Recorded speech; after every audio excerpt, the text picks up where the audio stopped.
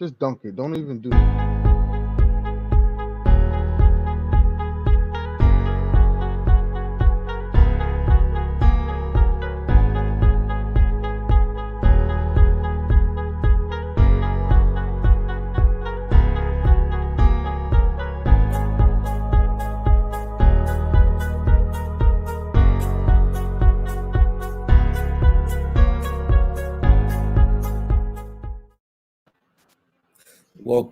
Welcome everyone to episode number 14 of the Swoosh Hoops podcast.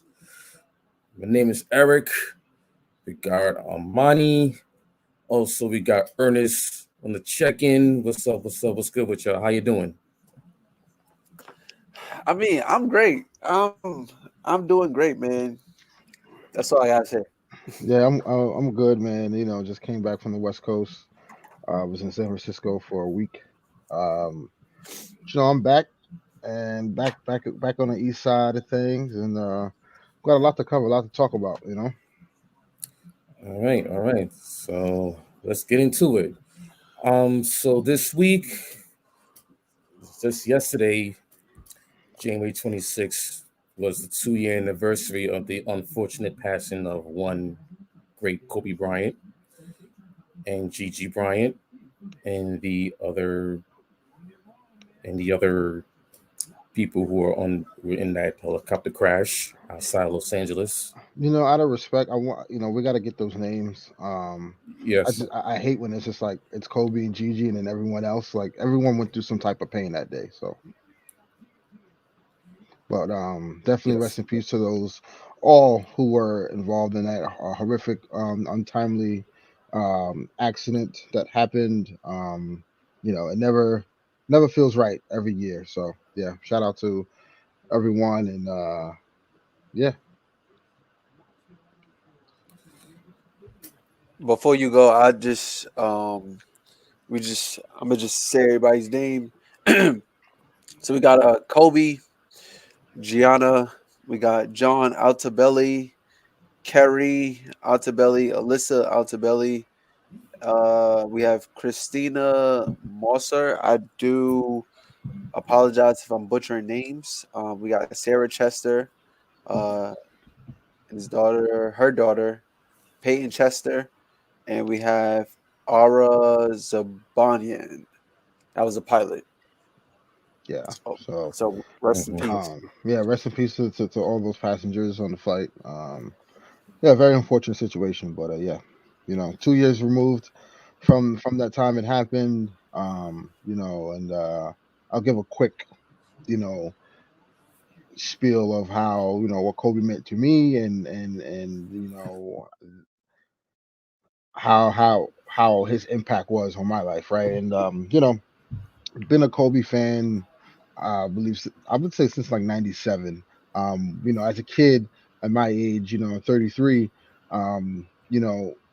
MJ was like the gold standard. Like we loved MJ, and MJ was like, the he was the end all be all with basketball. And seeing Kobe for me was a different type of energy. Like the coming in kid with the he was bald headed, on Moesha. You know what I'm saying? What really caught my eye was the slam dunk contest.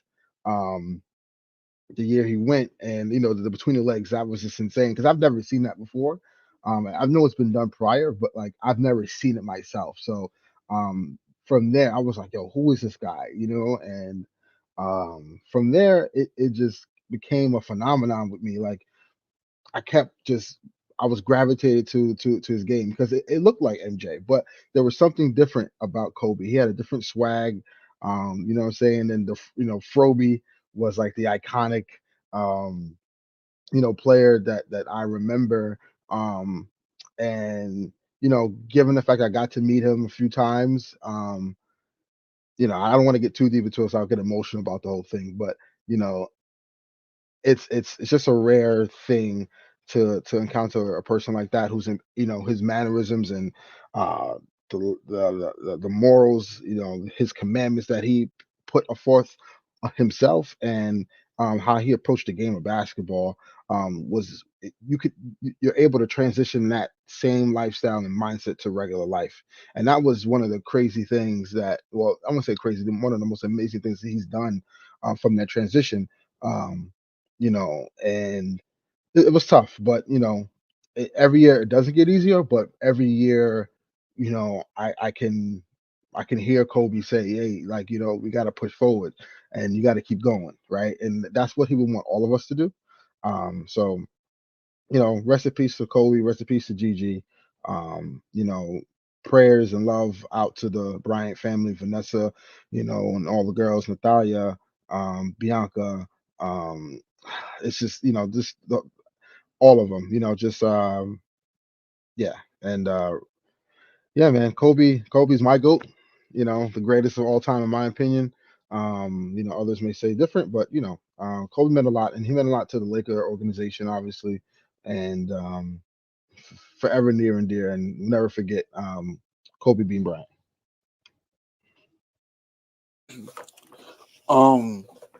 For me, I'll start by saying grew up also a Laker fan as well. Well, my favorite player at the time was Allen Iverson, but I remember, I believe it was my mom. She got me a Shaq jersey. I believe that was the first NBA jersey I ever owned. I can't remember. It was between Shaq and AI, but I just love Shaq's personality on the court. Um, and when they faced off, when the Lakers and the 76ers faced off, I guess you say that was like my two favorite teams at the time because like they both had my favorite players. And when it was playing against each other, I was just like, yo, like who do I choose? But I just love Shaq's energy, just love the way he dominated the game. And I was like, you know what? AI, I'm still rocking with AI, but like Shaq is my guy. So then this kid Kobe, and I'm just like, I like what they got here. They got a nice duo here, They was winning championships and stuff like that. And then what broke my heart was that I just started to see how Shaq was just really really lazy, and Kobe was that annoying coworker. It's kind of like we get paid the same, but like you telling me how to do my stuff. Like I'm the star, but I have my co-star telling me that I ain't bringing it every single day. And like just a young kid just looking at that, it was just like, wow, like that's really crazy. Just like that arrogance, kind of like what Ernest said, from day one, Kobe knew what he was going to be. It already was set in his mind that he was going to be great, and he was out to do that. So when the two broke up, with all the trade rumors and everything, and when Shaq went to Miami and I was just like, damn, now I'm torn again, like, between Kobe and Shaq now. So I was like, you know what? I'll just stick around. I'll stick with the Lakers. I'll stick with Kobe. And then everything on top of everything, like just the worst just started happening with like court cases. The Lakers wasn't good. Kobe was a one-man army. And then you just had a lot of people just saying that, well, Kobe's not going to win another championship. He's never going to get back to the land. And then it hurt even more that Shaq got one in 2006 with the Miami Heat. So I was like, bro, like this guy, Kobe cannot get a break. He had the court cases and everything. Like, and it was also like the league loved Kobe and they started to turn their back on him. Like it was just really, really weird. It was like a weird energy that was going on around Kobe.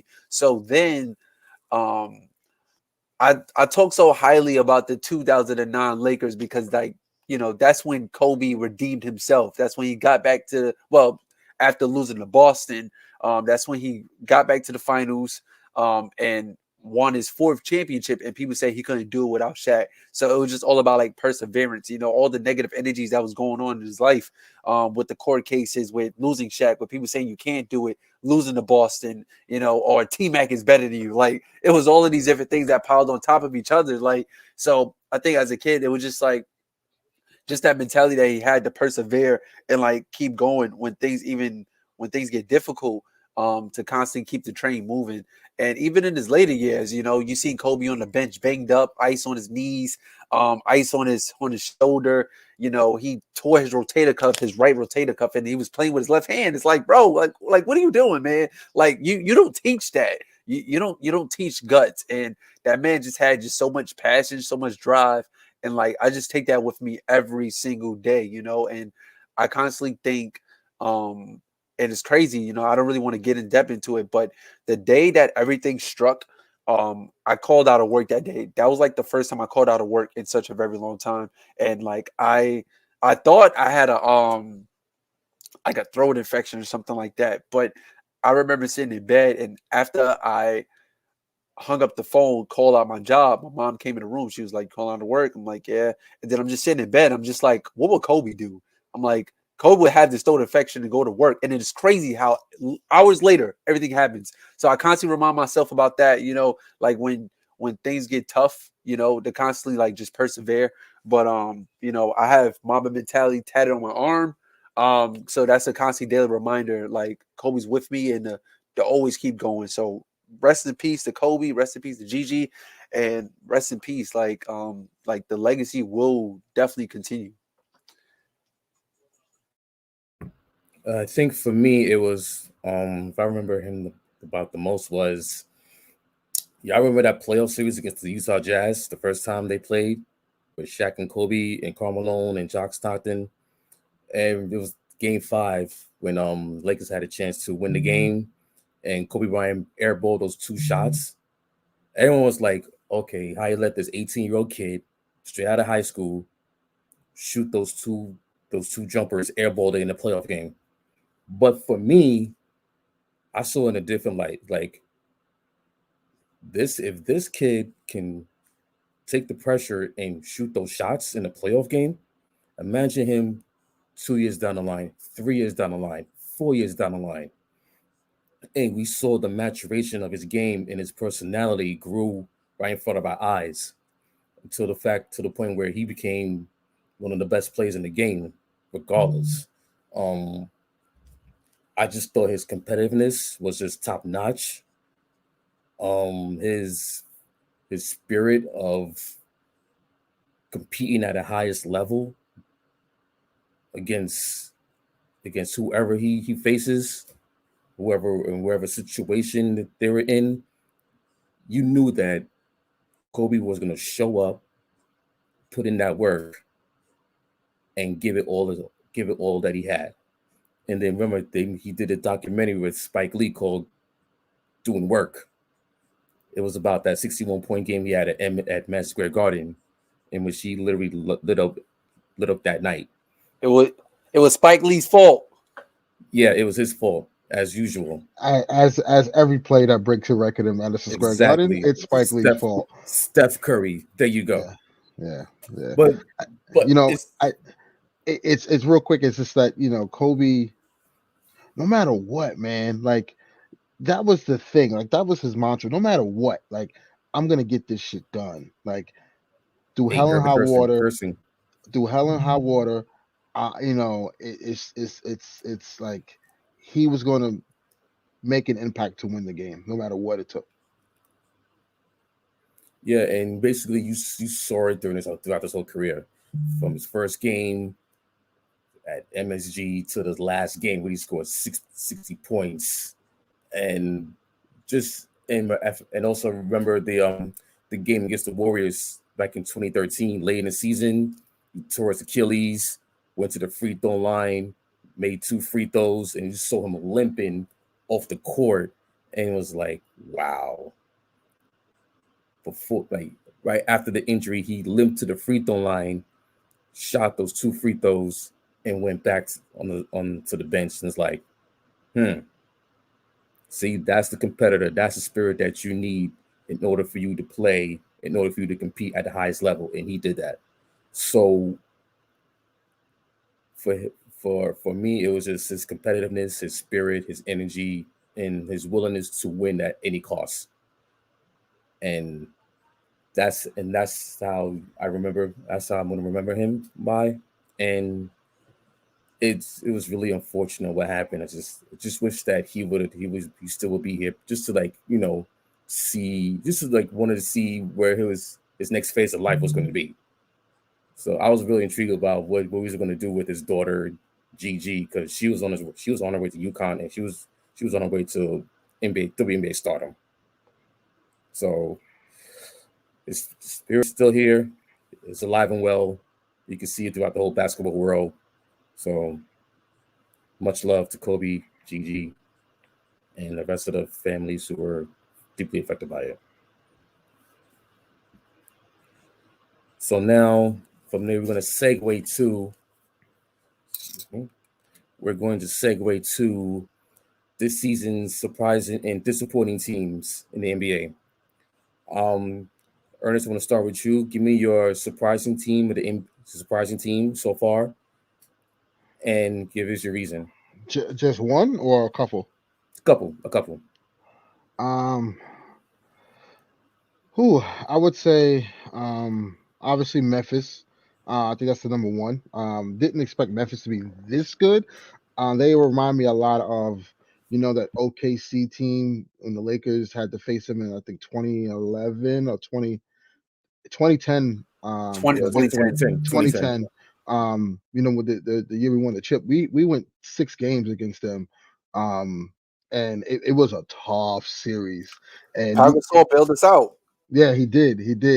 Kobe had a lot of he was struggling primarily throughout that series because you know the length of Kevin Durant and the quickness of Russell Westbrook at the time. Ibaka was a defensive force back then. And John Morant reminds me of a young Russ. And obviously, I'm not saying Jaren Jackson reminds me of Kevin Durant, but it's just something about that team. I can start to see um, they're gonna be a tough out, and they're gonna be like contenders in years to come very soon. Um, so I'm gonna say Memphis for one. Um, right now they're sitting at the 3 seed. So I think the tiers are right now are Golden State. Well, actually, Phoenix is the best team in the league.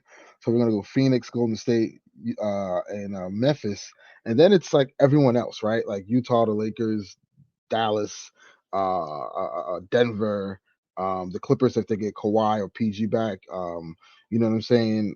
Same thing with Denver when they get their stars back. I just feel like they're gonna be they're gonna be really, really, really tough. And it's gonna be a tough out in the playoffs. Another surprising team.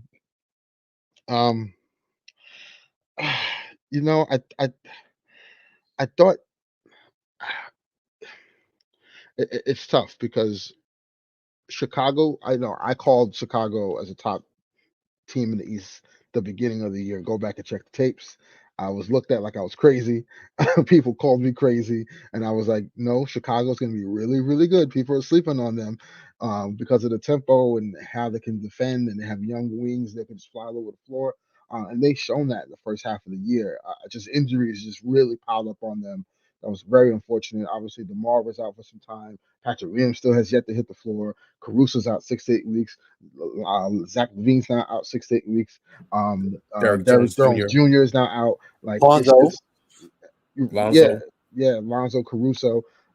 So it's just injuries on top of injuries. So they're gonna slip a little bit, but and they'll drop kind of their natural seeding outside the top teams in the East, but they're definitely a surprising team for me.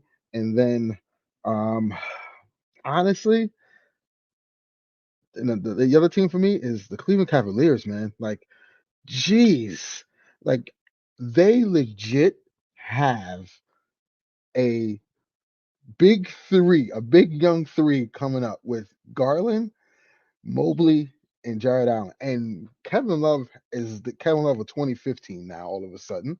You know what I'm saying? And he you know, buried my Knicks on Tuesday night, man. yeah, he He did. buried my Knicks, bro. And you have Isaiah Coro who's playing really well. The addition of Rondo is gonna, I'm telling you, it's gonna help them tremendously, especially in the playoffs. Um, I like their makeup, man. They're just gritty. They remind me of like Memphis of the East, almost in a sense. They get after it. They don't take plays off. And no Um, Colin Sexton. right. But I think they knew it. Bickerstaff and those guys kind of knew like this is why they went in the Garland direction. Hmm. Because they knew Garland was probably the better player as far as collectively as ingratiating his teammates. More so, like Colin Sexton was more like I'm a point of attack scorer. So yeah, those are my teams right now. I would say Memphis, Chicago, and Cleveland.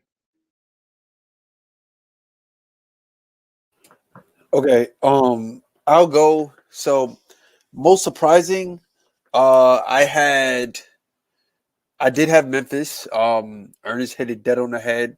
It's just crazy that they're young and they're just playing out of their mind, and they actually given a lot of teams like you have to pay attention to this team in the playoffs.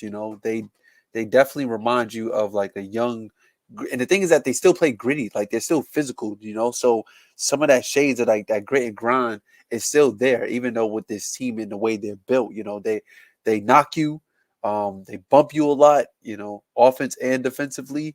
And the fact that they were still holding the whole ship down while John Moran was out was like it was pretty impressive because like you could look at their team and be like, nah, like they're gonna flunk back. Remember at the beginning of the year we said they what play in. We said that I think we all agreed that there was gonna be a play-in team, and like they're third in the West right now, which is crazy, But also then again, the West hasn't really been really stacked like that. Like you said, it's been the top three teams, and then everybody else just falls in line. So Memphis been really surprising. Also Chicago. My reason is I didn't think the fit between Zach LaVine and DeMar DeRozan was really going to work.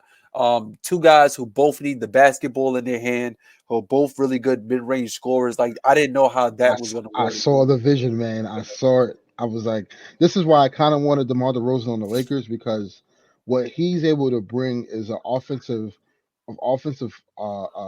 repertoire that doesn't need to be set up. Like he can just go get his bucket, Yeah.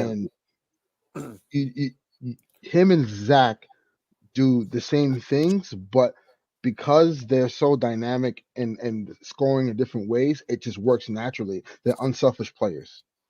Right. And the feed on that is that DeMar DeRozan, ever since, his days in San Antonio and now, like he's been pretty playing really good basketball, like really efficient. And I believe him being in the Popovich system just made him a smarter basketball player. So yeah, I didn't know how that was gonna work.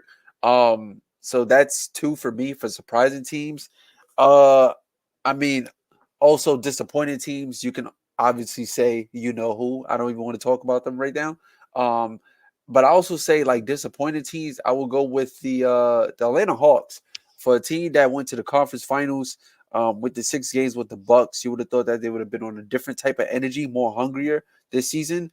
But it's just like but we also see red flags in the beginning of the season. Well, in free agency, when they didn't really make any key moves, we said that they didn't move the needle for us to see that they gotten better. It's kind of like it's like, yeah, we made it. All right, next season, what do we do now? Like, you got to continue that, or the rest of the East is going to pass you by. Like, we're looking at Brooklyn, we're looking at Milwaukee, we're looking at Miami, we're looking at Cleveland now, and the Hawks is we're there. The Hawks is 12th in the Eastern Conference right now, which is really crazy to say for a team that went to the conference finals last year. Even Trey Young has been having some really inconsistent nights, and I know it was a struggle for him to get to a solid start in the season because remember the refs was calling a lot of fouls differently, and it impacted like key players like Damian Lillard, Trey Young, and James Harden. So it was hard for him to get into a rhythm when the things that he's usually used to are not being called. So, so yeah, that's what I have here for most surprising and most disappointing teams. Let me see if there's anybody else who kind of For me, I didn't touch on anybody disappointing, but yeah. Go ahead. for me, obviously the Lakers, right? Like we thought this was something that was going to kind of we knew it was going to be like a bump in the road a little bit, but I didn't foresee I it think it'll be being this this bad, bad. man. Like we're I reckon now it's 24-25. We just lost to the 76ers by like 20 and some change. Yeah, man, it just hasn't. the Russ fit and everything, and the drama, and we're gonna get into all this a little later about the Lakers and the drama, but like it's just not a fit. And then on top of that, you couple that with the injuries. Like, AD's been hurt, he just got back. LeBron was out for 12 games. Now he was out tonight too. And then like Russ has been the constant, but like there hasn't been an opportunity for a long stretch of time that we've seen LeBron, AD, and Russ play together, right? And obviously the roster makeup is questionable. There's a lot of things going on. So you have that. Also, I think another disappointing team, the New York Knicks. Like, let's just get that out the way. Like the Knicks 4C last year actually added better talent and got worse. There Julius Randle has fallen off a cliff. He is playing like a minimum guy. Like it's sad to He's see playing mid. He's because playing below mid. He's because playing below mid. Thumbs down. because the thing is with like I hate to see the slander Julius is getting, but it's deserving. Because listen, at the end of the day, you go to New York and you put up this incredible season, most improved player. You lead your team to a top 4 seed in the East. The expectation is for you to get better, right? Like that was supposed to happen, and he has not lived up to that. So yeah, the Knicks definitely disappointing. And then, uh, They were talking about trading obviously, Randall. yeah. But listen, we're gonna get to all that. We're gonna get to all that. Yeah. And obviously, as you said, I'm on the Atlanta Hawks, right? The same thing as far as the same feedback I gave the Knicks. I give them. It's like again, top 5 seed in the East was supposed to, they kept the core together. So that chemistry should allow them to get better and work on things. And, they were, to get that experience going all the way to the conference finals. And now you have a team that's barely trying to make it in the playoffs. So again, disappointing for them. Um, and the West is kind of tough to kind of gauge anyone else aside from the Lakers because everyone else has been ridiculed with injuries, right? Like Denver has been ridiculed, the Clippers been ridiculed with injuries. Um, Dallas. Dallas has been hurt, in and out. And they're also, I would say, they're a surprising team too. Dallas, they're better than what I thought they were going to be. And same thing for the Sixers. The Sixers are only 2 games out of the second seed in the East right now, right after this win. So like without no Ben Simmons, Joel Embiid playing like an MVP. I think right now it's him and LeBron neck and neck. I would give the nod to Embiid only because they just have the better record. Like what he's doing is contributing to more of the winning than what LeBron has been doing for the Lakers. It's just LeBron has to do everything because again, yeah, there's an issue there with the roster. So those are my disappointing team, and then my like teams that I'm like disappointed in, but like okay, maybe is like the Hornets. Like, I thought they were going to be better than what they are. You know what I'm saying? But what you're starting to see little improvement with them with Miles Bridges and obviously LaMelo and all those guys. So yeah, man, those are my disappointing teams for sure. Lakers, Knicks, and Hawks. All right. So my surprising teams I have. Um, I'm gonna say Miami Heat one because I knew they would be a good team, but not an elite, not like one Uh, of to those top to teams in me, the East. they were going to be like the top three. I always thought it was going to be Miami, Brooklyn, and Milwaukee in any iteration that you throw it And in there, No, and then throw in but Chicago.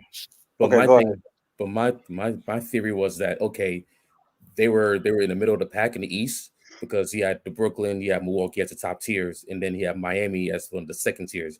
But to Man, me, them goons listen, in Dade listen, County. listen. The way that they play defense and the way that they play off the ball with Jimmy Butler and Bam Adebayo, the length, the way they play defense, like yeah, like take for example last night. They literally just shut out the Knicks. The way that they play zone, they play like a trap. It's just like just like good luck playing them in a playoff series because it's going to be hell playing against them.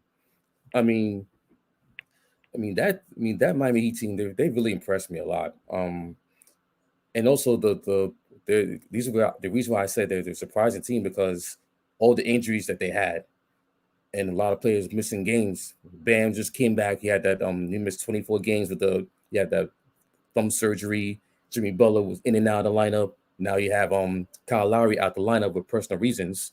So, and they've been trying to mix and match with undrafted players from the G League, off the scrap heap, and they're fitted into the Spoelstra system. I mean, and it's like they're putting pieces together like it's like a puzzle, and everything fits. And now with they're gonna start having their core rotation back. I think they're gonna be even more dangerous in the playoffs, and Yeah, and I just Oladipo think comes that they're back gonna in be a few weeks. Oladipo is coming back, so they're gonna be a real problem come playoff time in the East. That's my one team that I'm surprised by. Another team I'm surprised, the Minnesota Timberwolves.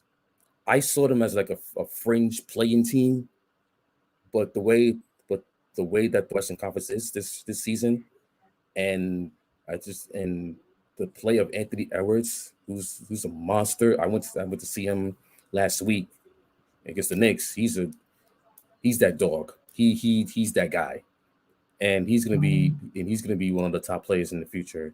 I didn't see them as like a fringe top six playoff team, but they're right there in that playoff race. I just think that the young guys that they have with Cat, Edwards, J.D. McDaniel, um, D'Angelo Russell, I think that the energy and the way they play, I think it's real refreshing for that franchise because they need it. They only made the playoffs one time since 2004. That was when Tibbs was there with Jimmy Butler and Karl-Anthony Towns and the crew. So I think they can sustain it for the entire season and maybe crack the top six because I just think that No. I just think right now the Western Conference is not as deep, and you're gonna get players injured left and right going to after All-Star break, and you never know if one of these teams can crack the top six and one of these teams can fall off the top six. So they're another surprise team for me. I got another surprising team for me. Um,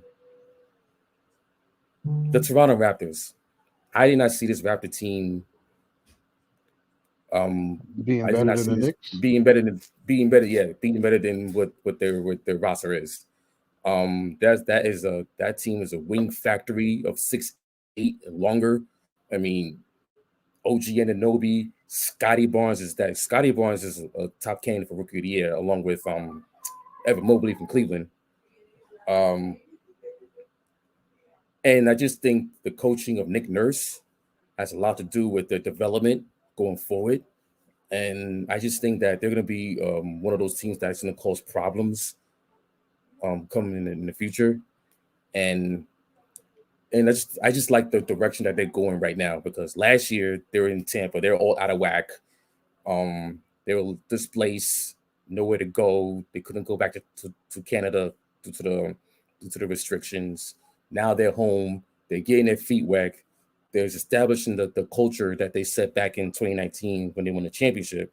So it's just a continuation, but they're rebuilt at the same time. So I expect them to continue going forward in that direction.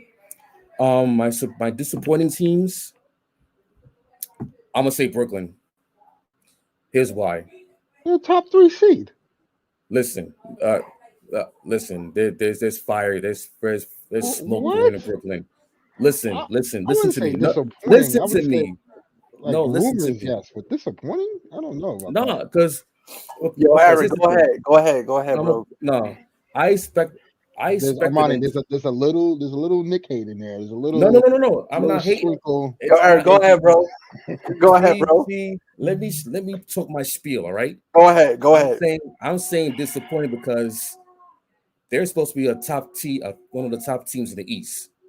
The fact that they are like only a couple, they don't have like what they have a under 500 record at home is disappointing at the most. They're 12-13 at home. That's not good for a team of that caliber to only be 12-13 at home. That's real disappointing.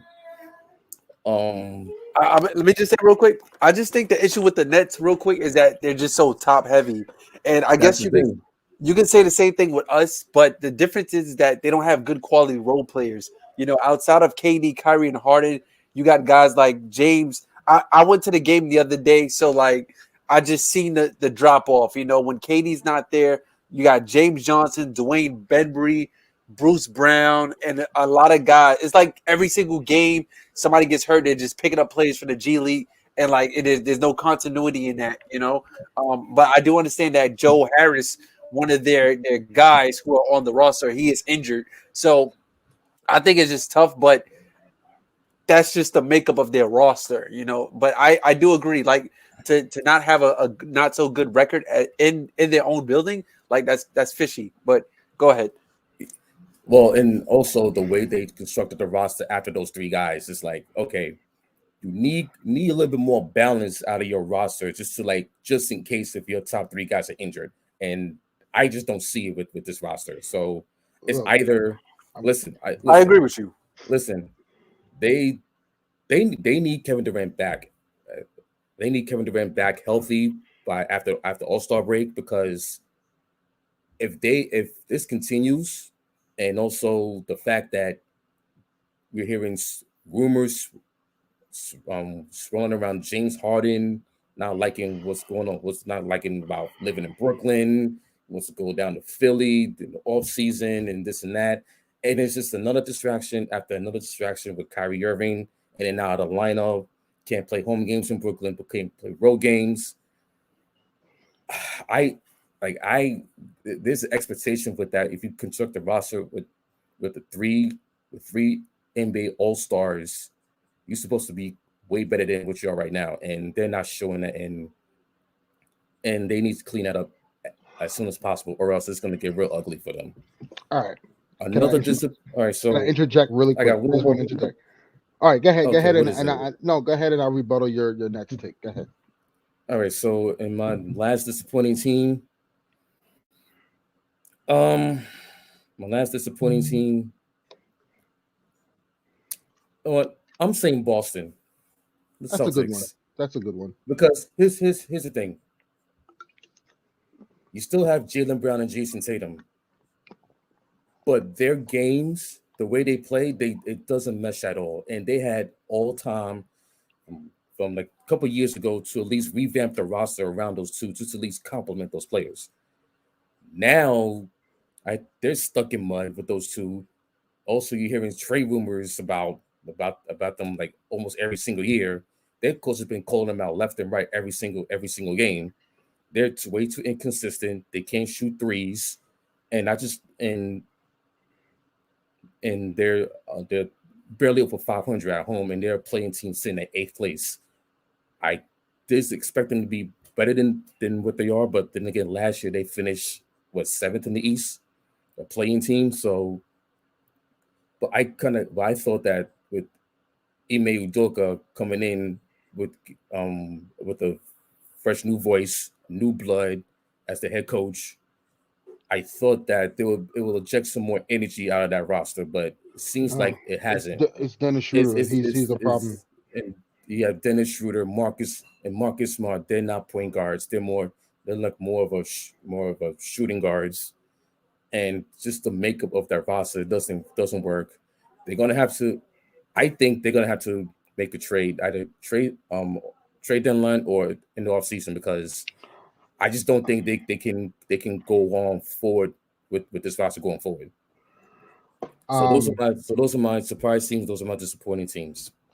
um, and I have a trade to propose for Jalen Brown and Jason Tatum. We're gonna get into that.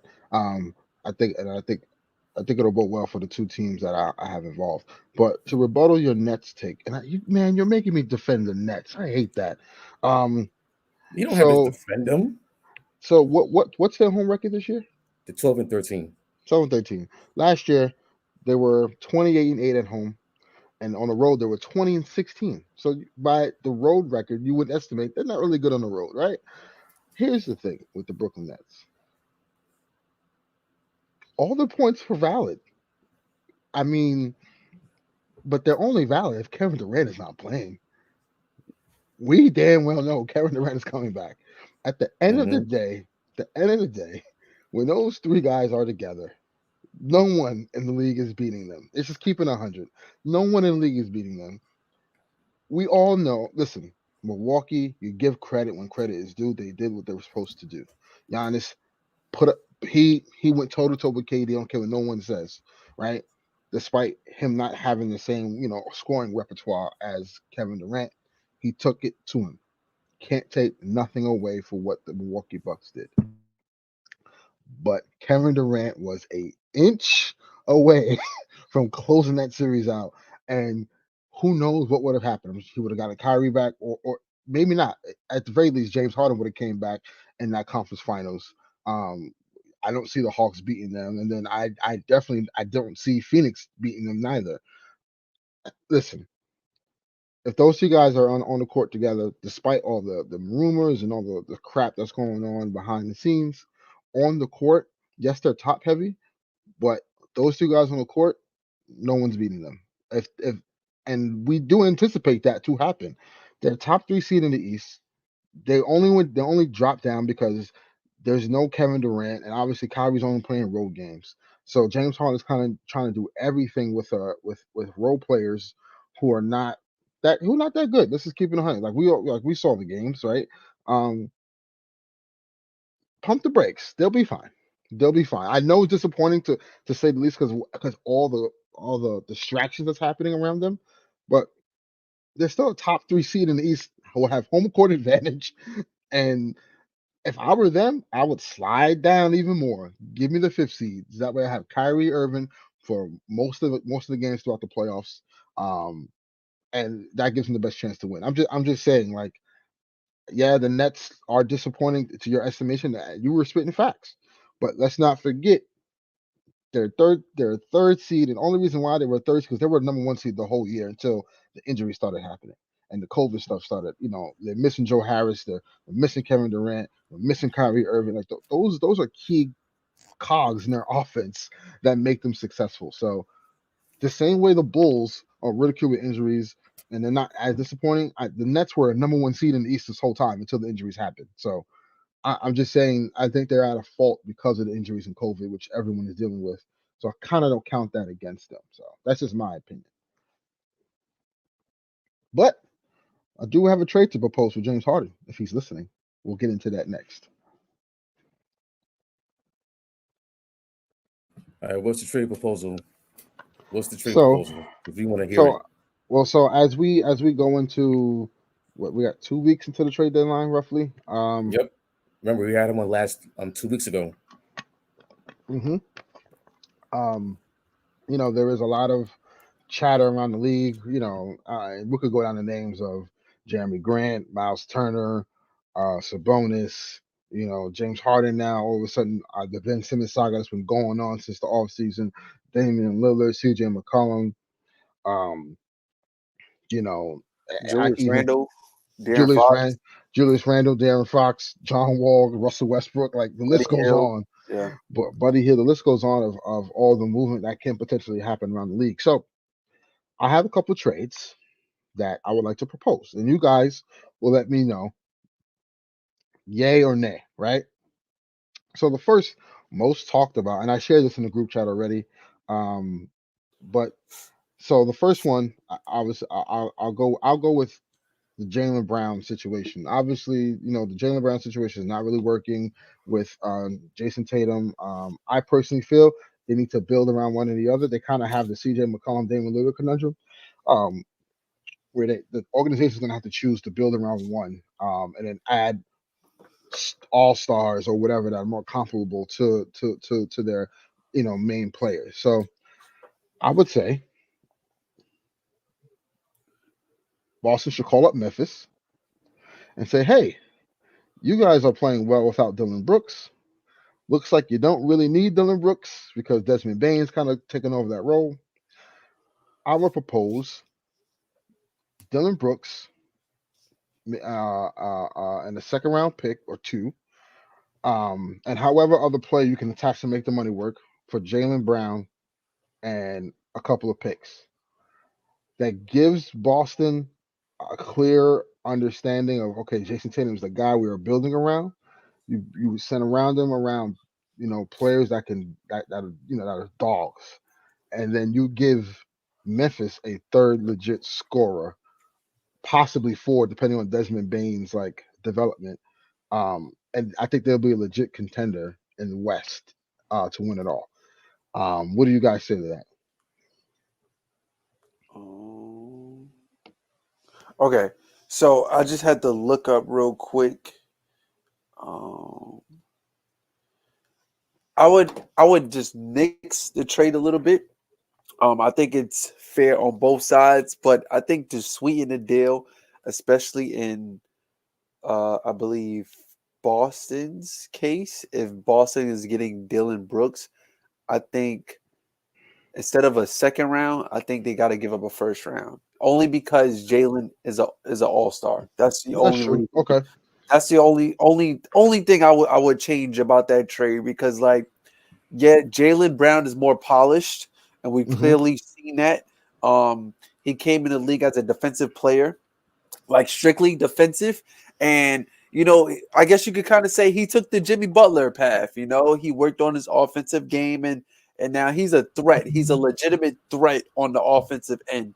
So I think you trade him to Memphis. Memphis gets a huge W.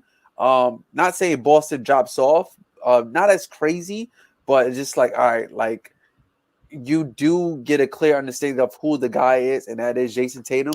But as far as Dylan, I think you're gonna have to add that first round pick to kind of like sweeten the deal. It won't be high, but just like you know that in like the future drafts, you might get somebody like either from the 20th to like the 30th pick, depending on what Memphis do. Even if it's their pick, I just see the first round pick kind of like the extra kicker, Hmm. to that trade.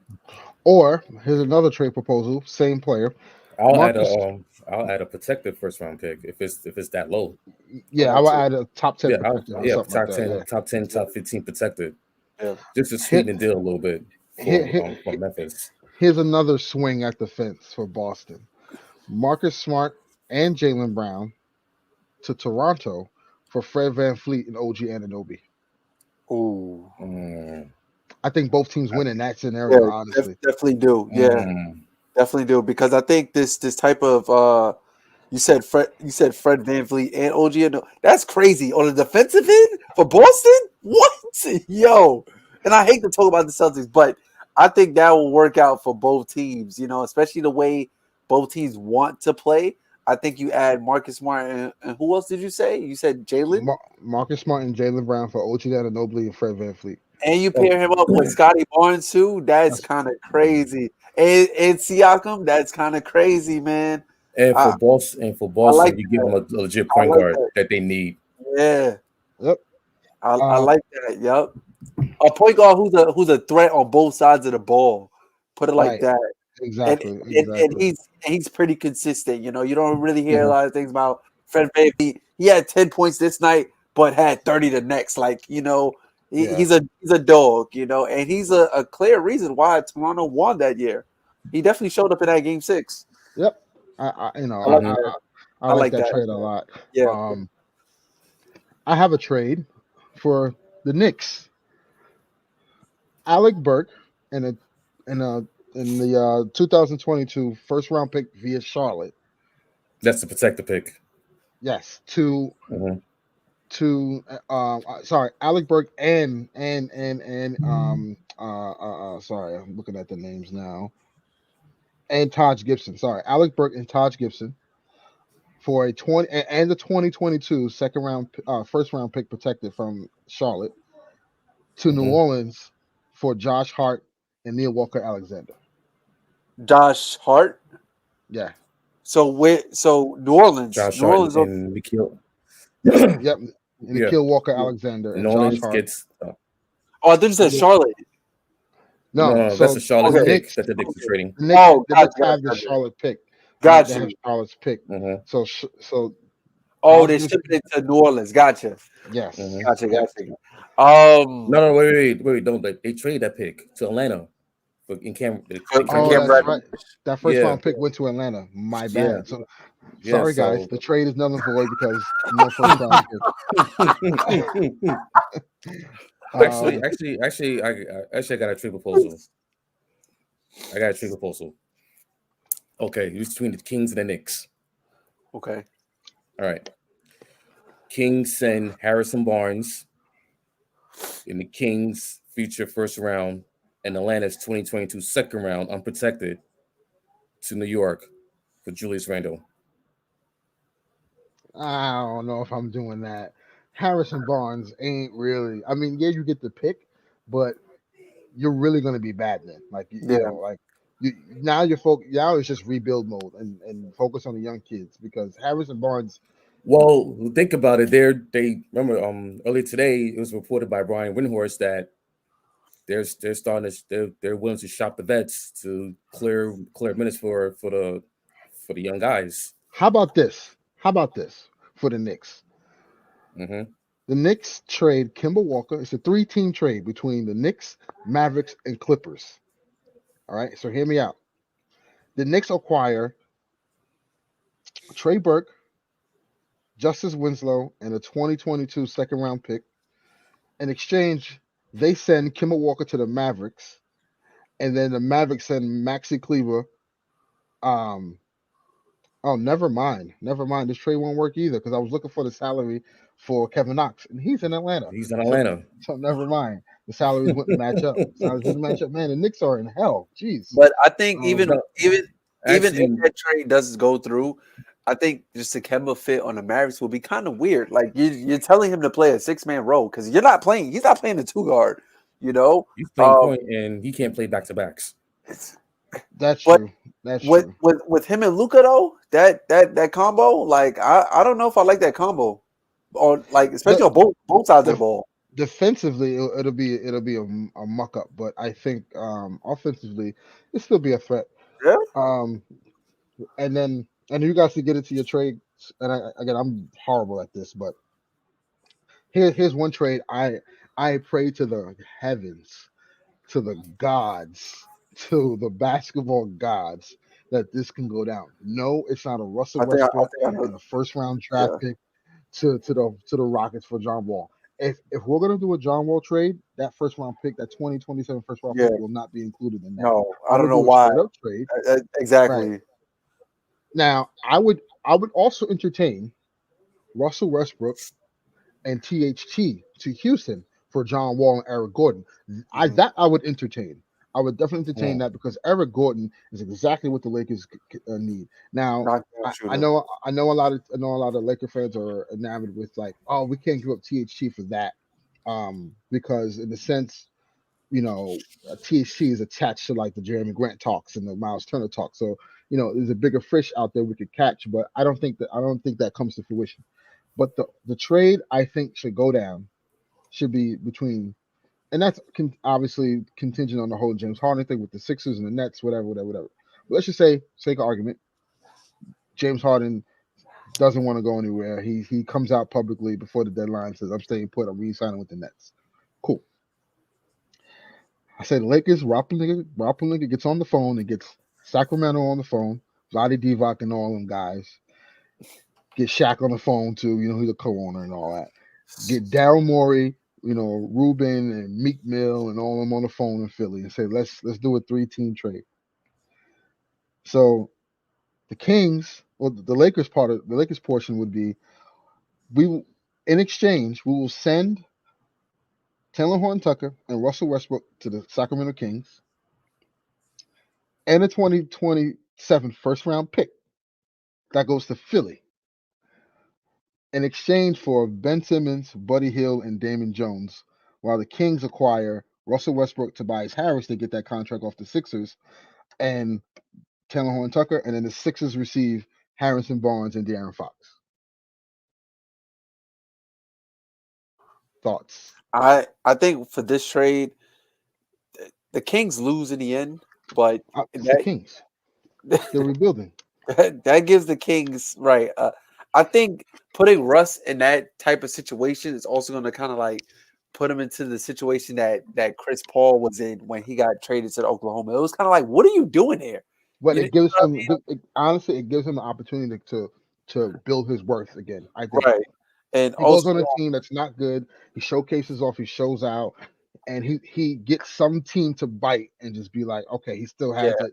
We're relieving Russ. right. So, also one thing about these trades that you also got to remember is that they're also not, um, and what's the word I'm looking for? Like, it's not forever. You know what I Yeah, mean? yeah. It's not eternal. It's So, not. like I said, with the whole Chris Paul situation, we seen that when he got traded to Oklahoma, like he was just there for a season, and Hmm. next he went to the Phoenix Suns. So, I mean, the trade does work out for LA. It works out for Philly. Um, it works. It does and it doesn't for Sacramento. Like when you're looking at short term and I also say this for Sacramento. Like little nicks in it. when it comes for like the short term concern, Sacramento, like now you get to put tickets. You sell tickets because Russ is is a box office type of player. So you still get the fan base to come in and enjoy games and watch Russ put on a show, right? You get Taylor Horn Tucker's development, and you can match him up with Tyrese Halliburton and kind of like build those two guys together. And obviously Tyrese Harris he's a fill-in, and he's off the books in 2 years. So, um, It is you know, a healthy yeah, he has a contract. healthy contract. And then Yeah. obviously from the Sixer portion, you get De'Aaron Fox and Harrison Barnes. You get a point guard, an electrifying point guard who can shoot, not really well, but he shoots better than Ben Simmons, and can get to the basket. And I think will pair well with Joel Embiid. And then you got Harrison Barnes, who's a defender, right? Who's a cheaper Tobias Harris. Also gives them potential earnings for a max slot down the line, just in case if they want another player to add to the roster. So, and then obviously with the Laker front, you get up from under Russ. You have Ben Simmons now for your future because he still has 4 more years on his deal. You pair him up with Anthony Davis as LeBron starts to transition out, and it's not it won't be as a hard of adjustment to transition them out to transition from Ben Simmons to LeBron.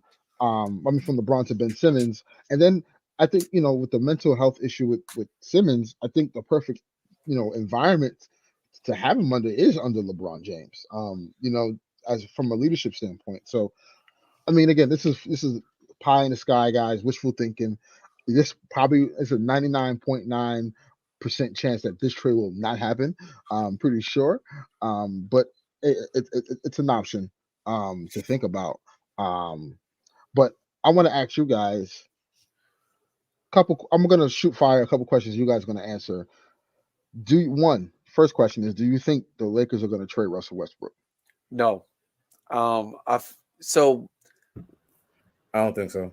yeah. So when it came But down to it, go but go ahead, Eric. Go ahead. sorry. But I was listening to the Low Post podcast not so long earlier today before we got on, and Bobby Marks was on it as one of the guests, and he was proposing between the Lakers Oh, Eric got cut up. up Okay, about Eric, got to repeat about that. Eric, is that repeat that because you cut off. We didn't hear anything you said. so Bobby Marks was saying if I'm the Knicks, I'll call up the Lakers about Russell Westbrook. I'm like, huh? We So he's We don't want so Julius Randle. Get out of no no here. no no no no no no no We no. don't This want- this this we don't want this this Kemba. We don't want this NBA. We don't want none no of no. them. So this is what Bobby Marks proposed to trade for. y'all want Russ or Julius We don't Randle even on the want same Patrick team? Ewing's jersey. We don't want that. Yo, and hold on, Eric, in the Garden, Russell Westbrook and Julius Randle on the same Listen, team. listen, I Oh was my telling you though. God. Yo, you know how Okay, many Oh so my parlays will be God. messed no up, no man? let me You know how let many backboards gonna be let messed me up? explain the trade. Exactly. So this is the trade proposal that he had, right? So this is from Bobby Marks. It's not from me. This is from Bobby Marks on the Blow Post podcast. So he proposed to trade that the Knicks trade Alec Burks, Evan Fournier, I like Alec Burks for the Lakers. and So they should go out and get him though. I yo, think he he's a could be fourth half for two. quarter I think he could be fourth half for a quarter second round scorer. pick though. Fourth, Y'all can so have DJ back. two wave him. We had him before. We waived him. So Alec Burks, Kemba Walker, Evan Fournier to the Lakers for Russell Westbrook in the 2027 first round protected pick. Why are we giving y'all a first round? Come on, so we're not giving you first round. We're not giving you first round for that. That's OD. What? Yo, That's OD. That's OD. You could get. You know what you can get? You can get because we got I believe I think we got 3 second round picks in that trade for Russ. We got from Washington. Y'all can have all 3 of those second round picks. He was saying that that pick was from the John Wall trade with the from the John Wall trade from Houston and Washington. Right. Yeah. Yeah. Yeah. Yeah. Yeah. Yeah. But to But me, it really doesn't make sense because okay, you get rid of give so I get Russ, but my point guard situation is still not been solved.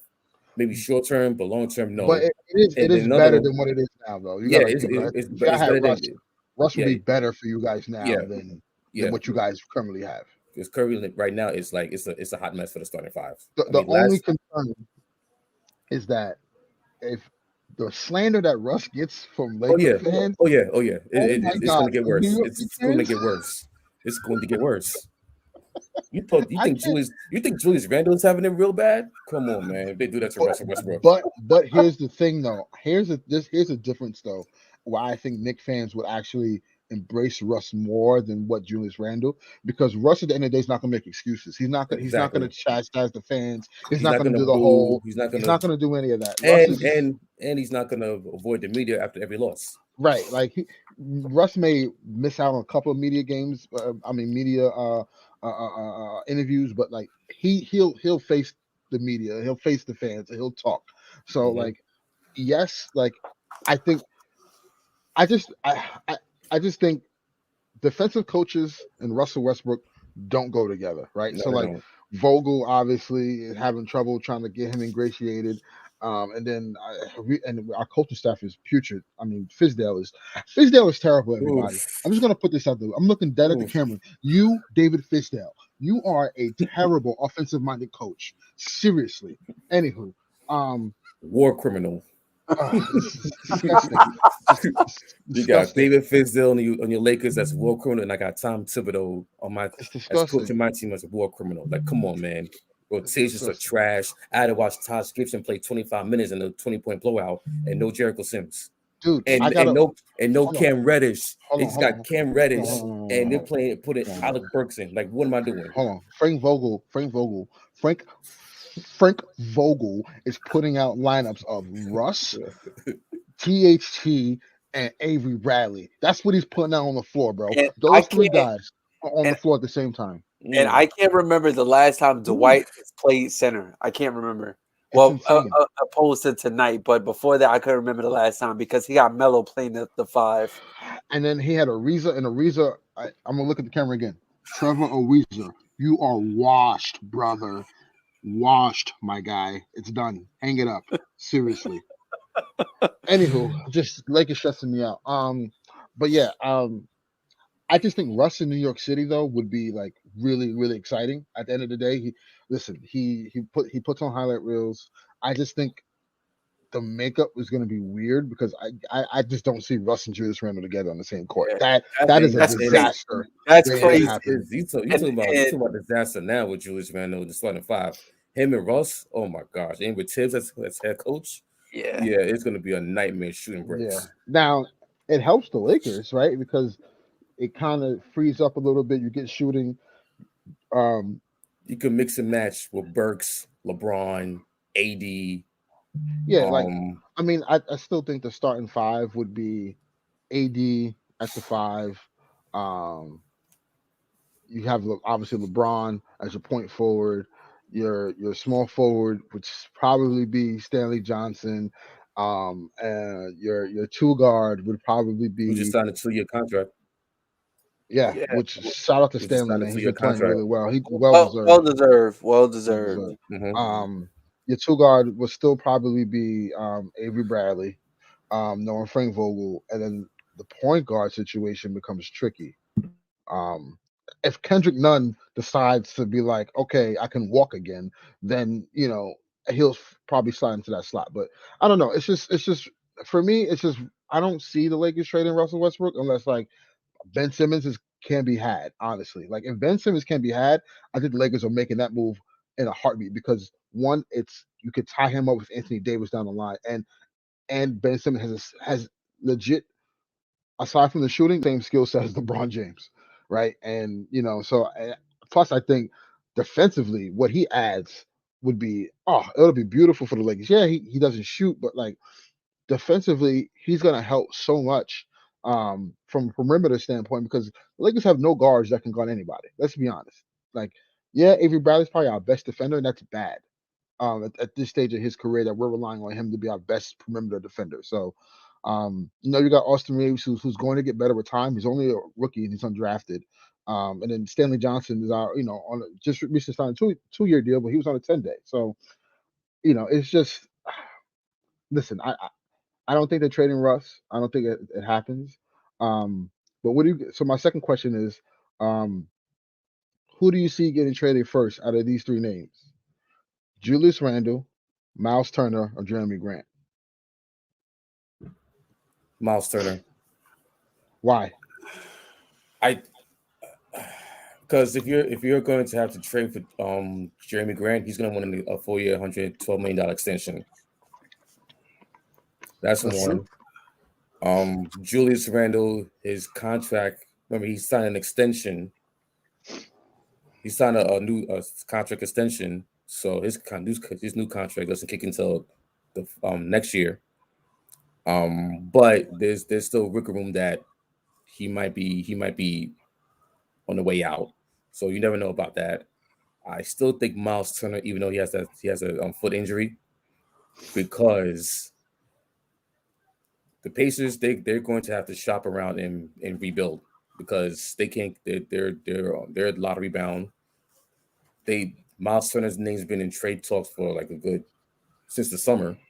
So and plus they need to clean up that front court with him and Sabonis, and he has more value now than Sabonis has right now. So Think and so? plus, I think so. I know Sabonis. I know Sabonis is playing right now, but Miles Turner with his shooting and the way he can play defense and guard the paint and block Well, shots. when you look into that, like, that is Yeah, understandable. Yeah, there's going to be teams out there that are going to need him down the stretch and to make a player push. yeah. Once he returns back right back on the floor. Yeah. So I think Miles Turner has more value right now than Sabonis on the Pacers. But also, if you're looking at Jeremy Grant, he's going to want an extension if you trade him to a contender, and for a contender who has the salary cap to sign him to that deal. Yeah, and that's the thing. I think he went to because when he went to Detroit, it was kind of like very questionable to all of us. And then when it was confirmed that like he wanted to be the guy, it was like, bro, in Detroit though, like all right, you have a solid skill set, but it's not like I'm the guy type skill set, like, at role play at best, So I Right. think it also comes down to knowing your worth as well too. So like Eric just said, there's no team that's going to take him and still going to want to pay him all this money and still have pieces that they need to contend for a championship. So that's him. Then with But Julius, go ahead.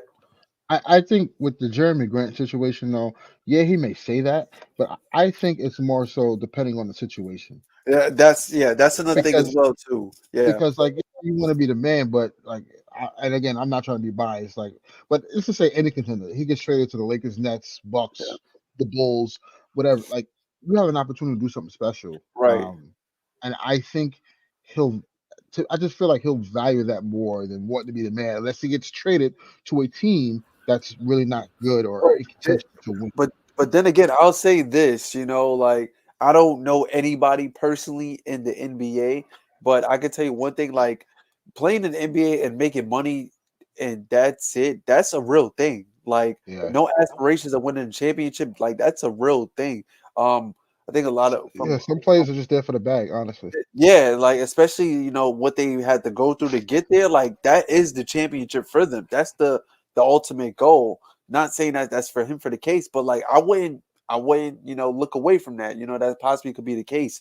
So with Julius in this situation, I don't see the Knicks pulling the plug because like we spoke about earlier, like they're kind of in purgatory right now. Like they're trash, but also they have high expectations of where they want to go. So like that's why I was asking Eric before we got on the show, like, who would you be satisfied trading Julius Randle for? Yeah, hold on. Let's ask Eric because obviously he's the Nick savant, right? I need to know because I texted him this earlier when he sent me the report that the Knicks are like Julius Randle may be shocked this So who this would you be season, interested and in I said receiving back? who would you want back, and he never answered that question. So please educate the masses, Eric. If the Knicks were to give up Julius Randle, who do you expect to get in return? And be as unbiased as possible. All right, so if the only way I'll do this is if I'm getting them straight up. Um, Here we if go. it's Here we if go. it's if Here we it's go. if it's for Ben Simmons alone, I'm doing it straight up. Him and You're not Julius getting Randle. Ben Simmons. I know, Daryl Morey's gonna hang up the phone so quick. He's gonna hang up but the phone so quick. Unless, unless, but unless. unless Hold on, wait. Unless the only way you're getting Ben Simmons is a 3-team deal. I'm sorry, 3-team like deal. that's the only way where the Sixers are getting a all-star point guard or an all-star caliber player in return, and the Knicks get Ben Simmons, and that third team who sent that all-star to the Sixers is getting Julius Randle. That's the only way. That's the same thing I have the same sentiment I have about the Russell Westbrook thing. Like Russ won't be traded unless it's a 3-team deal, honestly, or multi-team deal that's more than 3 or 4. You know what I mean? Like it's such a complex deal. Because that's how we got him too, right? Like when we traded for Russ, it was the Lakers, the Wizards, the Nets, and the Pacers. Like it was all those teams. It was a 14 deal. So I'm gonna give you something. I'm gonna give you like a little hot take. this guy he's gonna make me walk off the show. He's No, gonna make me walk off the show. I'm gonna surprise you. Say if the Utah Jazz All right, nope. I know where you're going. Nope. flame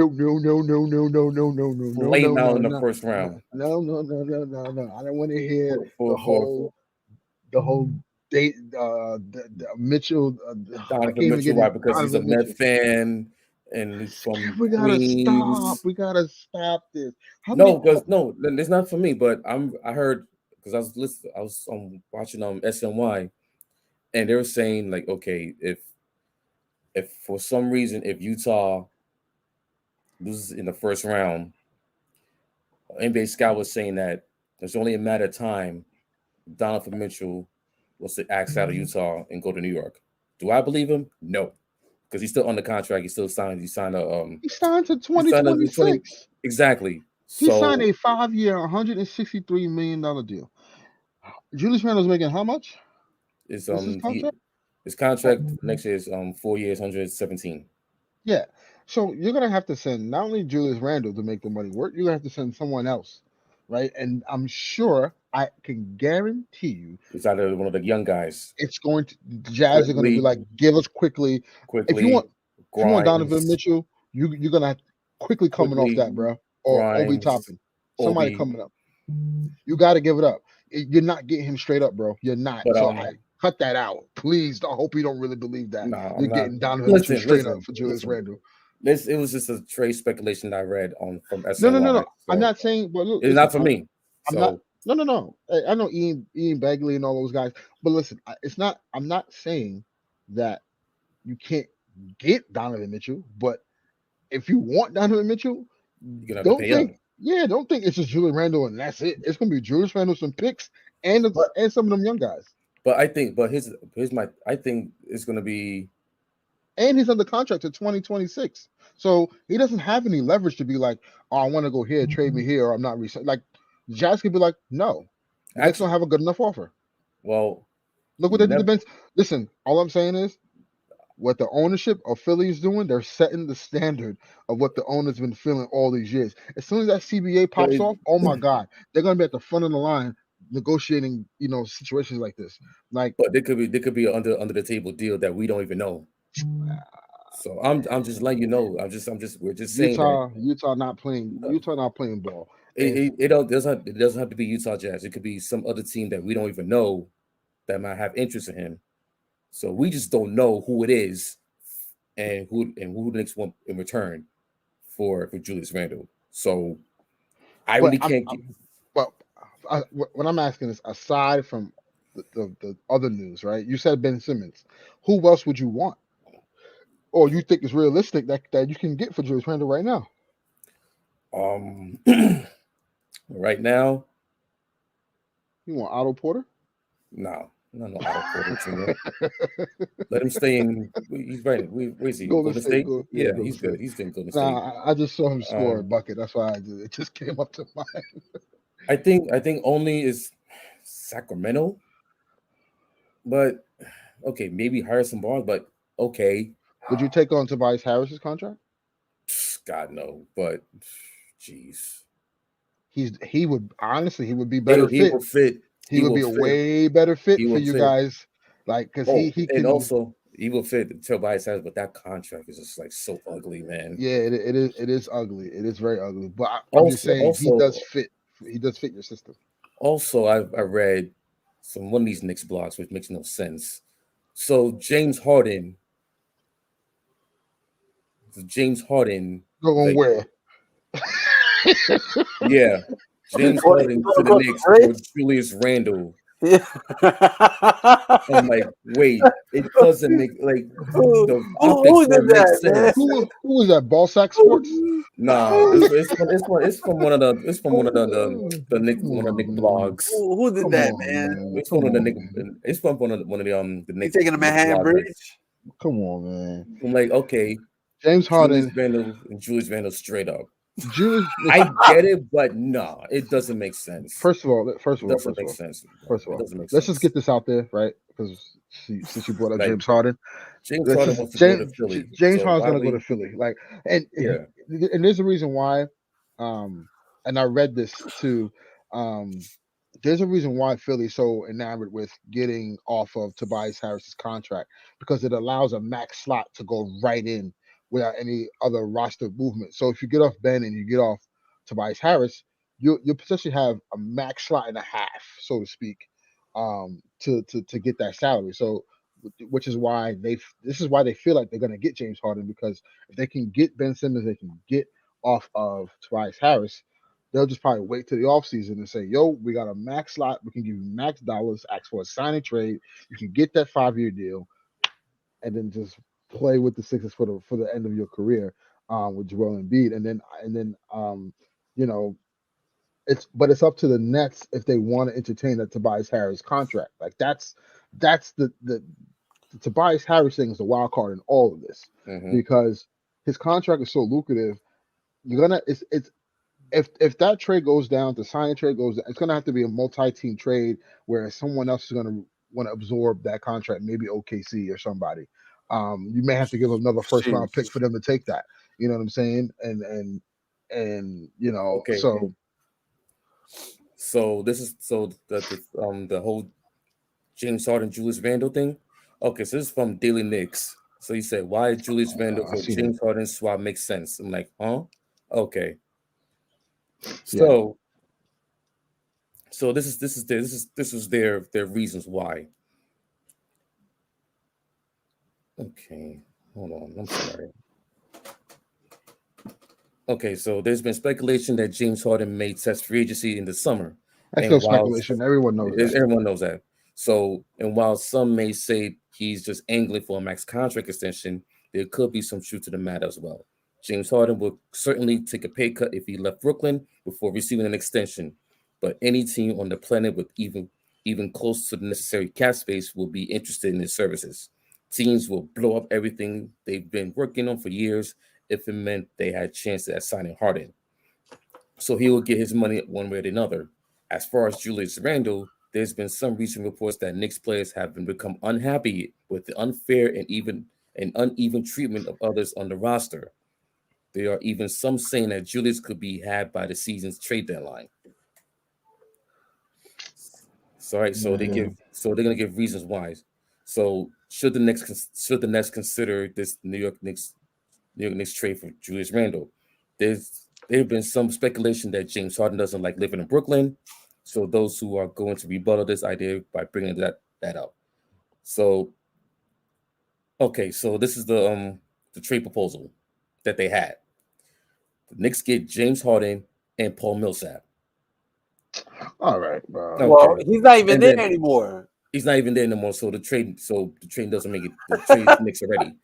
And then the Nets will No, get. he's still there. They didn't waive him yet. He's They still on the didn't waive. roster. Yeah, that's Oh, right. they, Still on the oh, they roster. did. Okay, But- okay. But Okay, they so- agreed that obviously the fit is not working, and they're gonna find a Oh, contender. the part for him. ways. Gotcha. Yeah. And then the Nets will get Julius Randle, Evan Fournier, Taj Gibson, 2022 first round pick for the Knicks, the Dallas 2023 first round pick, and the Knicks second round picks for 2022, 23, 24. The Knicks and the who? Nets? Yeah, No. Knicks Nets. No, I honestly honestly doubt the Knicks. I don't like. Honestly, I don't- taking on the no. bets. listen. I honestly doubt the Knicks and Nets would do any business together the same way as now the Clippers and the Lakers and won't do any Lakers. business Yep. together. Mhm. I just don't see it happening. I don't see it happening. I don't see it happening either. It doesn't make any sense for the optics wise, and plus, those two teams, because they're cross-time rivals. Come on now, it doesn't make sense. Yeah. Yep. No, it doesn't make sense at all. But obviously there's other players out there who are on talks. Kenrich Williams from OKC, who I like really good. He's a really good player. He's a sleeper. Yeah, they're saying. Yeah, They're talking about guy. getting a first round pick. OKC wants some first. OKC just wants more picks. Like if you have picks, you can get You can people. get them. Get people. I don't know. Zach Collins. John Collins. You know what I'm saying? I think. Get frustrated in Atlanta. Yeah, I think his time is up in Atlanta. They just have to mix up the roster, in my opinion, and because they're not clearly not good. I think you got John Collins and Bogdan, like those two guys. I think they're gonna have to get off of. Yeah, it was. I think last season it was just lightning, like trapped in a bottle. That's why it worked so well. But now it's like kind of what we were saying in the beginning about like the Knicks. Last year the Knicks, you had no expectations for the Knicks, so that's why the Knicks was able to play good against these teams. Also, there was still they were playing in arenas with no fans as well too, so that also was a key factor. Fans in a COVID shortened season. Right. So now, like you're looking at your scouting report, and you're like, all right, like this team is good. Like we could pay attention to these type of things. I think the same thing went for Atlanta as well too. That's why they're not playing that well. Also, when you look at the landscape of the league and you kind of see what teams need to, what in your opinion, what team has to make a deal, like has to make a move this trade deadline? I think what you said. What team needs to be? I will say. I would say what teams need to be sellers. What teams need to be buyers. Okay. I think. Go ahead, Amari. Okay. I would say. I mean, obviously Lake Show, but I will definitely say the Chicago Bulls. They definitely need a wing. If it comes down to it, and they're playing Milwaukee and they're playing the Nets. They need that guy that's going to guard KD, and Derrick Jones and DeMar DeRozan, Zach LaVine is not the answer. They will get absolutely killed on the defensive end. I mean, there's not too many. Face it, there's nobody that could guard KD. There's nobody that could guard Giannis. But just to bump them around a little bit, a 6'8", 6'9", or a 6'7" dude with long arms who can play the 3 and D. I just feel like they really need a wing that kind of moves the needle for them right now, because if they get in that type of situation, and also even with the Miami Heat as well too, somebody that's because Butler is gonna cause some issues, and we've seen that firsthand, especially in the NBA Finals. Like Butler almost had a triple double every game, and he was the heart and soul of that team, in the bubble. But I just think that the Chicago Bulls need that wing defender if they want to make some noise in the playoffs. So, I think Cleveland needs to make a deal. I was thinking Cleveland, because I think they need more guard play from the wing, because they have Allen, Mobley. Markin is going to come back, but I think they need that other 3 and D just to solidify that lineup. just to balance it out a little bit more.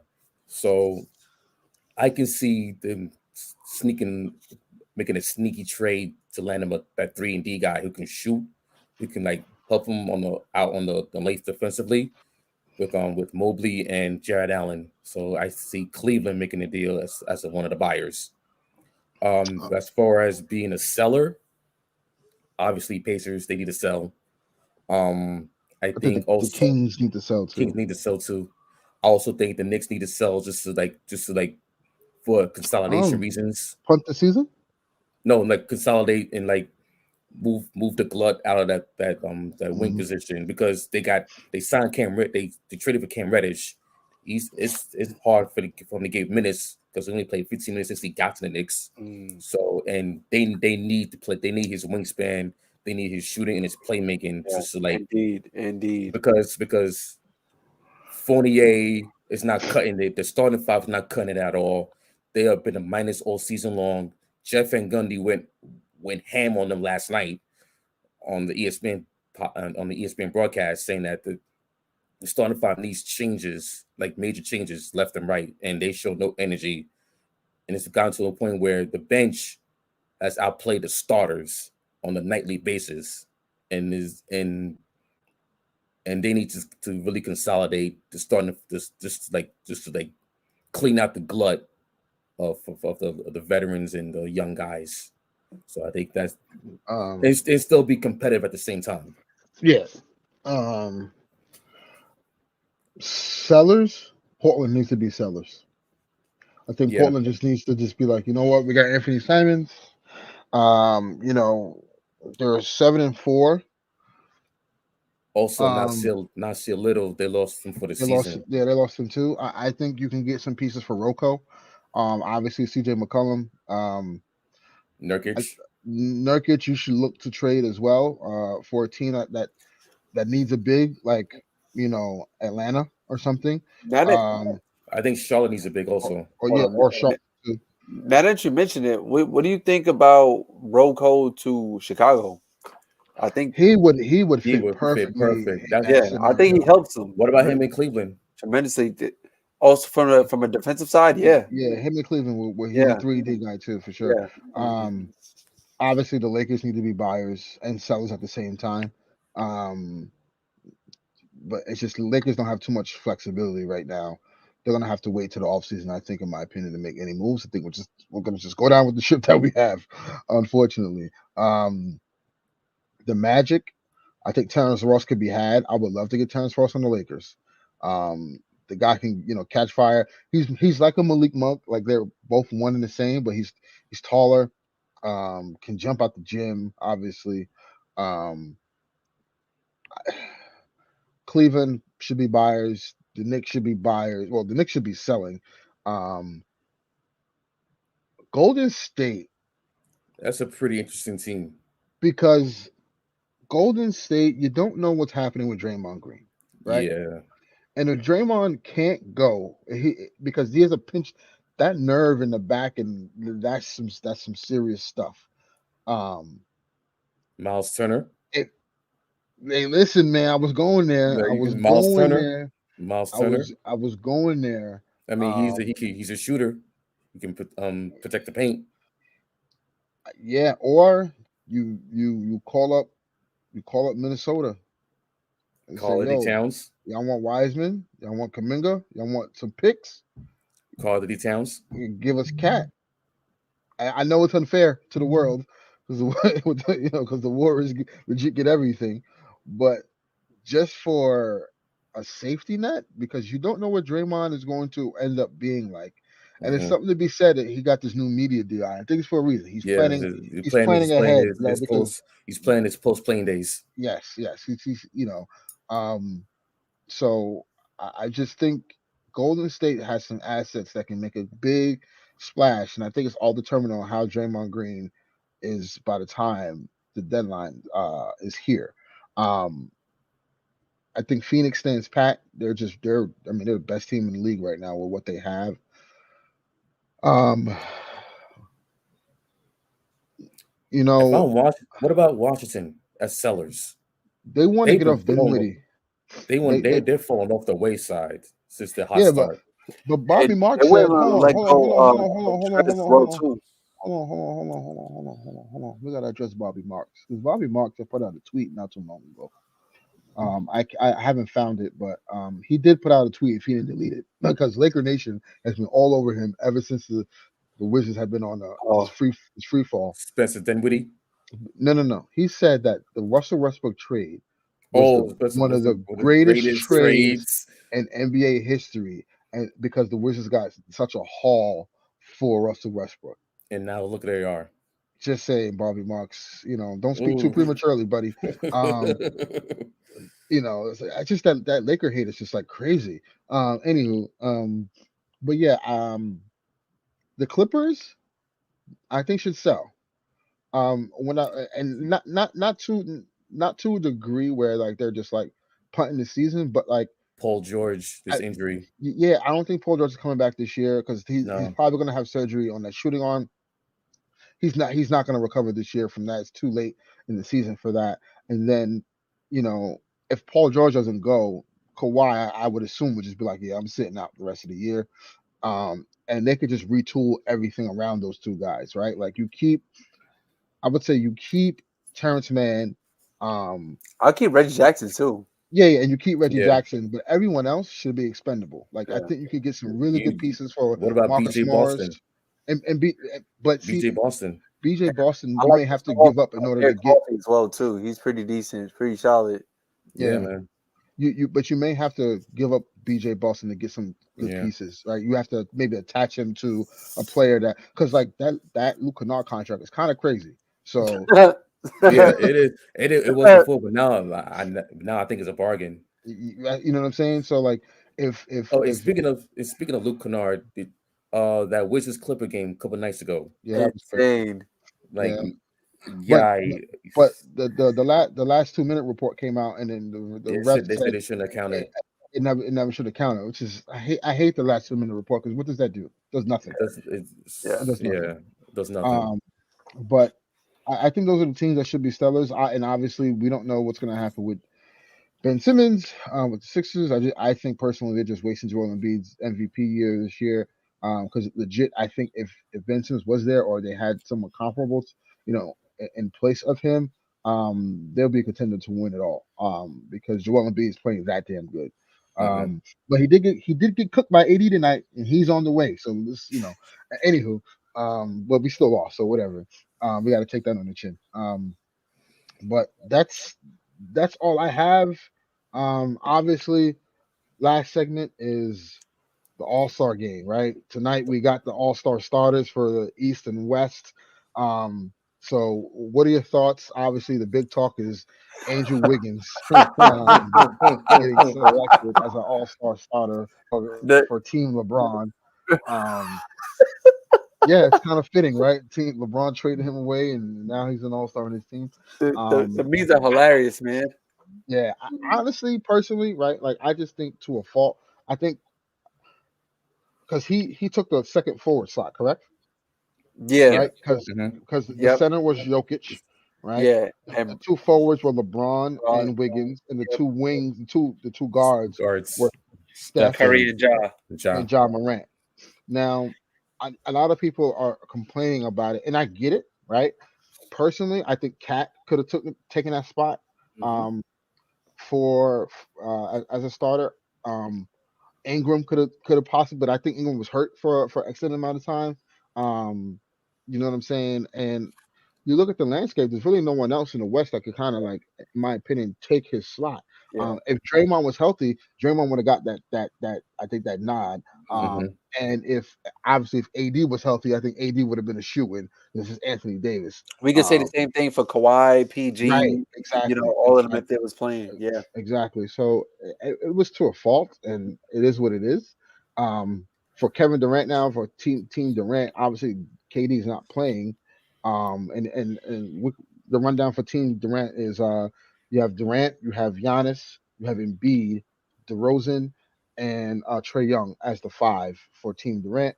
Um, Obviously Durant's not playing.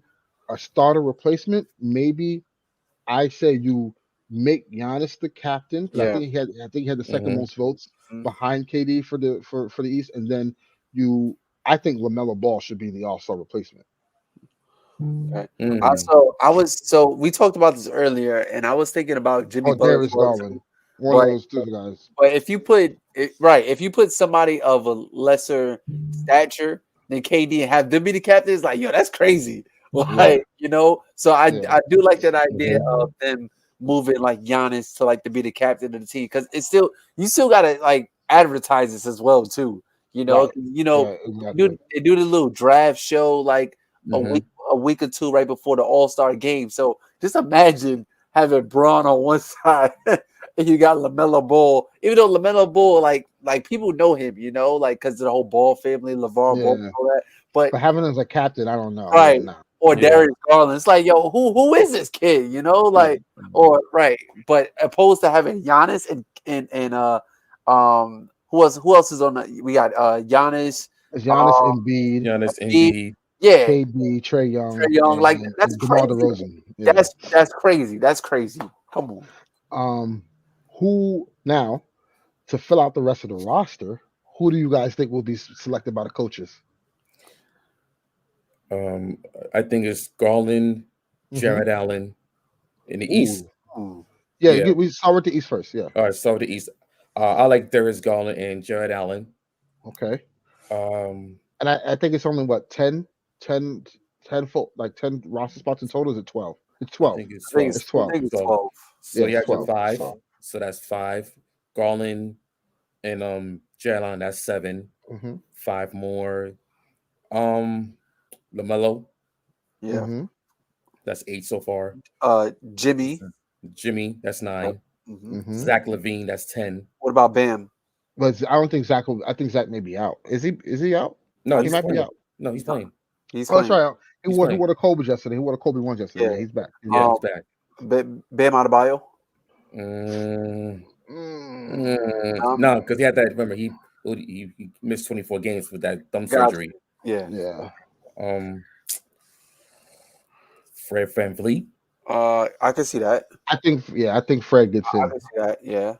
and I'm gonna put Tatum. Tatum. Tatum. Jason Yeah. Tatum. Say Tatum. him. And then Okay. the player I'm leaving off the cut line, Miles Bridges and Kyrie Irving. Miles Bridges. So Yeah, he yeah. he might be. So remember how we all picked most improved Jordan Poole? I think it Mhm. might be Miles Bridges, yo. Yeah, yeah. He may Yeah, get he that. may He he may may Yeah, get get and that. that. I think he's an all-star, man. I Yeah. think so. Yeah. And in the West, I'm thinking for to round out the roster, Luca Luca. and Devin Booker got to be in. Yep. Yeah. See, Mm-hmm. Chris Paul. Chris Paul. Chris Paul, that's 3, so that's 8 so far. Yep. Um, Cat. yeah, Carly Towns, that's 9. Yeah. Mm-hmm. 2 Uh, more. yo, it's crazy. The West is so Yeah, like and plus, so. I'm looking on the list. It's like half of the players from the Western Conference are injured That's what or I'm saying. been out. Yeah. Yep. Right. Yeah. Yeah. So do I put Donovan Mitchell? That's number 10. But yeah, Yeah. to fill out the So you got roster. Yeah. 2 more. I'm gonna put Anthony Edwards in. Okay. I like that. I like That's that. number 11. I like And that. one more. I'm gonna put DeAndre Ayton.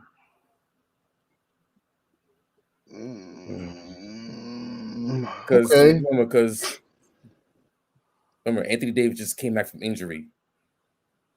I think AD gets in, honestly, which is I know it's crazy, Yeah, it's but like I still think he gets in. Like I think he I gets in know. somehow. You know how I feel. I don't want no Lake on that team, man. Yeah. Or None of them is hurt by Braun. or Rudy Gobert. Oh goodness. Hell no. You see? Oh God. You No. you see? Oh God. Please. So it's gonna have to be DeAndre Ayton or Anthony Davis. That last spot. You give it an AD because I don't like the Suns, man. I still feel like I gotta tip myself against the Suns, man. Forget the Suns. That's right. I said it. Hey, for me, Or or maybe DeJounte Murray from the Spurs. Okay. I He's actually have, like DeJounte Yeah. Murray. he's Yeah. having a nice quiet season, and Right. he's on the trade block Yeah. Yeah. because someone's gonna need that his size as a point guard Yeah. in Yep. and for that in the off guard. Mhm. I mean, he's number 4 in assists per game this year, so at 9.1, it's not bad, man. Mm-hmm. It's not bad at all. Not bad. Um, I the only caveat I would say for the East, that we should consider is Tyler Hero. Ooh. Mm. But Tyler Hero, he's not listed though. Tyler Hero, or So with Tyler Hero, he's like in the same boat as Miles Bridges. Like when Most we improved. right, most Most improved, improved. but also in this case, like borderline 6-man as well too. Because we projected the Heat, to soon get Victor Oladipo. I know he's been starting some games as well too, but he's been kind of like borderline, 6-man most improved. So I think that would be a reach. That would be a reach, but I can see it though, yeah, because he's been playing really, really well this season. He's really been holding them down, yo. Yeah. yeah.